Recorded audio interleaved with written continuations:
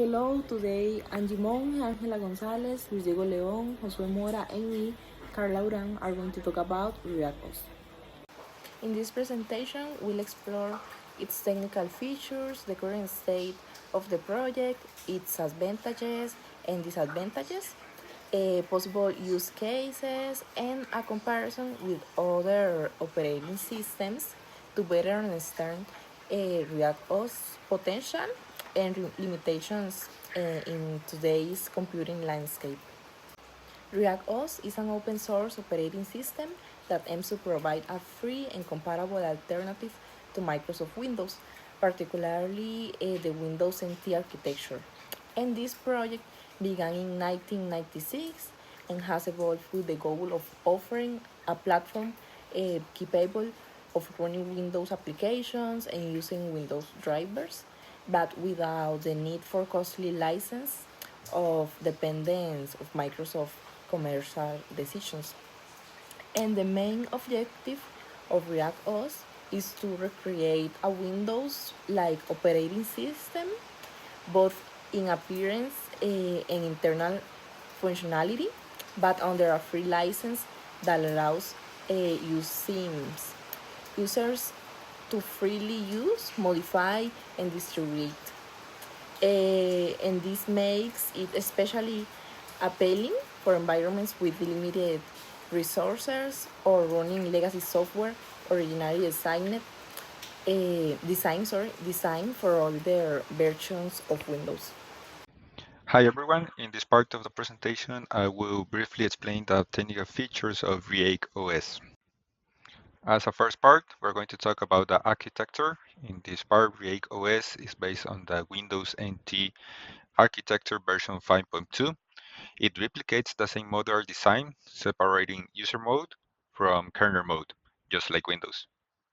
Also, talking about the kernel, it has a hybrid kernel written from scratch in C and C++, which includes a preemptive thread scheduler, which manages process execution by priority, a dispatcher responsible from synchronization objects like events and semaphores, and a executive subsystem, which handles process management, memory, and security.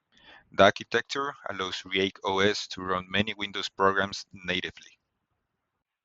Okay, now we are going to talk about something very important, that is the compatibility and the APIs that ReactOS has.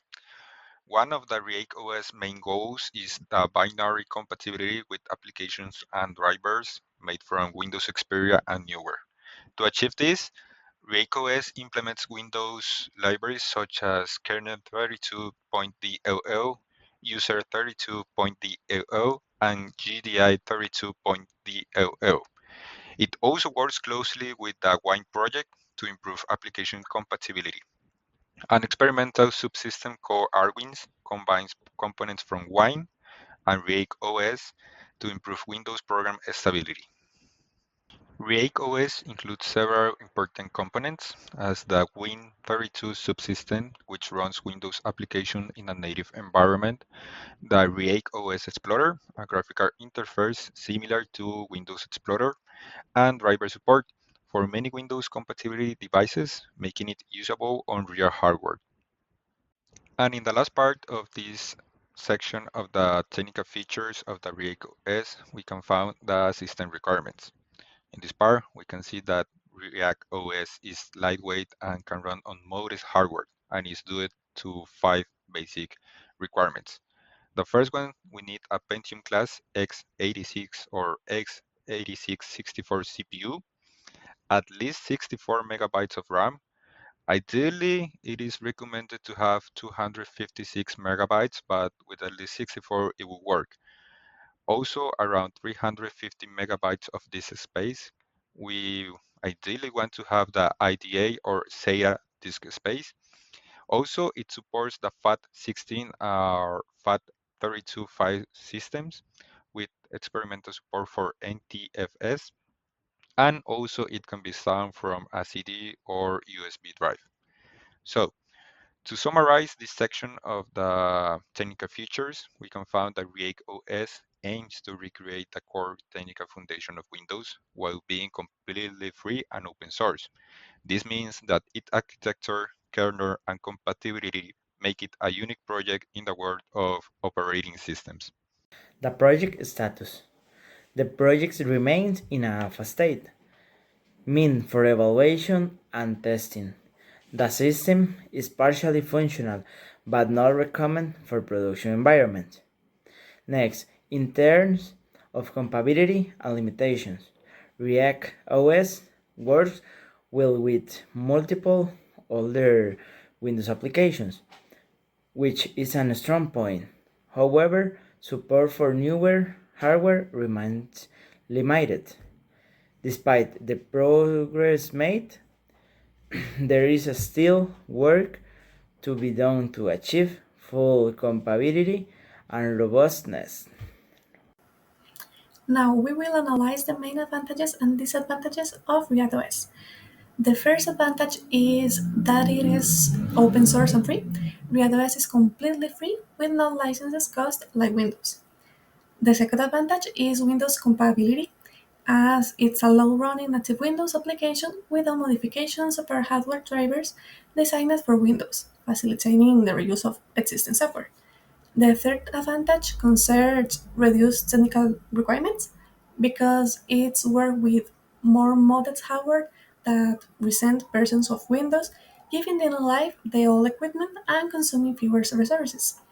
The final advantage refers to independence and consummation sense. It does not depend on Microsoft commercial decisions and allow modifying any aspect of the operation system, offering greater control and transparency without wanted data collections.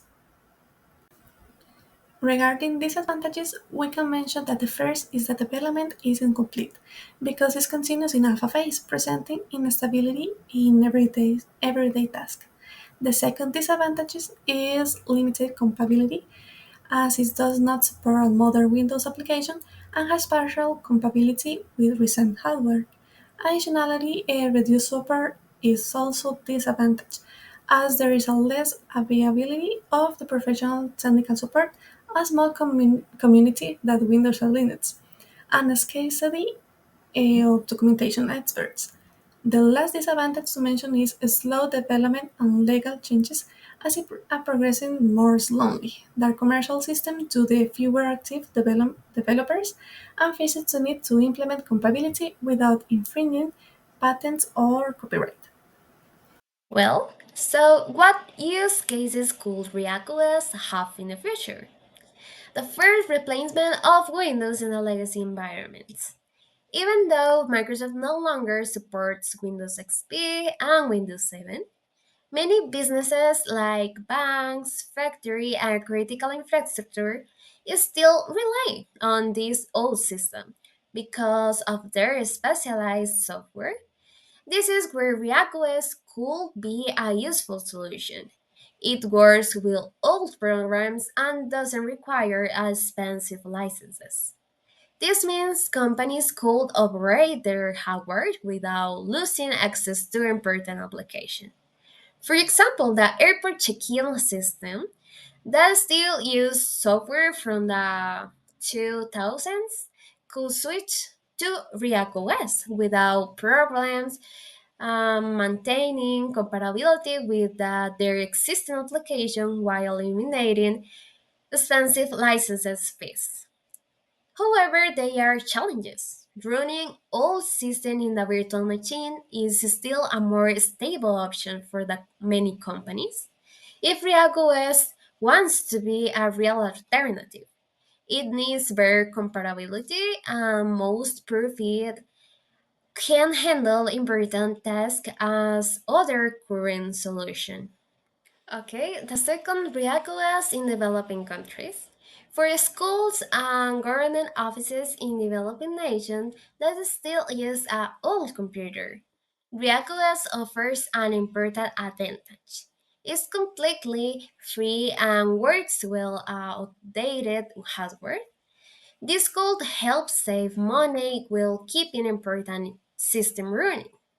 Many places struggle to afford modern Windows licenses or new equipment, ReactOS could be their solution. However, this also has its challenges.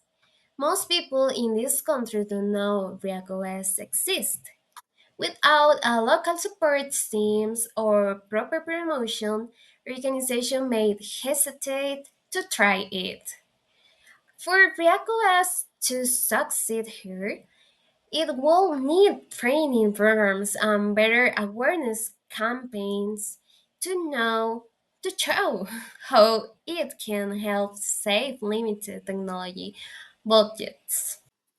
Now, let's compare ReactOS with other operating systems. First, let's compare with Windows. ReactOS is lightweight and free, but with less compatibility and security. Well, Windows is more stable and supports modern systems, but it is heavy and pain. Now, let's compare with Linux. ReactOS runs Windows applications natively without Wayne, but it has fewer drivers. Linux is more mature, secure, and has better hardware support. Now compare with FreeBSD or Mac OS. ReactOS focuses on Windows compatibility, while FreeBSD or macOS are Unix-based systems for the professional environment. And finally, ReactOS is an important initiative within the operating system ecosystem, offering a free, lightweight, and Windows compatible alternative. Although it's still in its alpha phase and facing technical and development challenges, its existence like highlights the potential of open source solutions to provide accessible options for users and organizations. And in a world where dependence of proprietary systems is high, um, ReactOS promotes a more transparent, customizable, and license-free models. So its relevance is especially strong in low resource environments, on older hardware, or in scenarios that require like continued use of legacy softwares. And in the future, if ReactOS continues to evolve and achieve greater stability, it could become a valuable tool for both the technological preservations and cost reductions across various sectors. And that's all for our presentation about ReactOS. Thank you for your attention.